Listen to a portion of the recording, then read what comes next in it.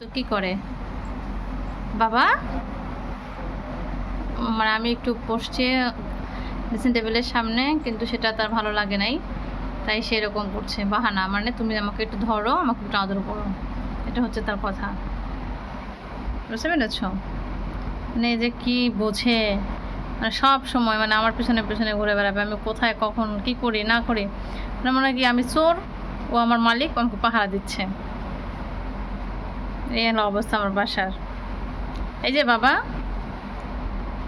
তুতুর, বাথরুমে যাবো, বাথরুম দরজার সামনে বসে থাকবে, তখন বাথরুম থেকে না বেরোবো সে নড়বে না দরজার সামনে থেকে।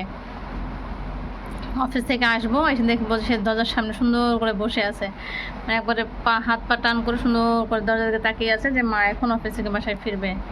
মানে এটা হলো তার কাজ, যেটা আগে টিনটিন করতো, টিনটিন এখন করে না, এখন ওটা করে হচ্ছে তুরতুর, মানে ঘট হয়ে বসে থাকে দরজার সামনে। এটা হচ্ছে আমার ঘটু। বাবা, ওরে বাবা রে, কি চাটু চুটুক শুরু করেছে রে! এত চাটু চুটু কেন করা লাগতেছে তোমার? কেন চাটু চুটু করা লাগতেছে?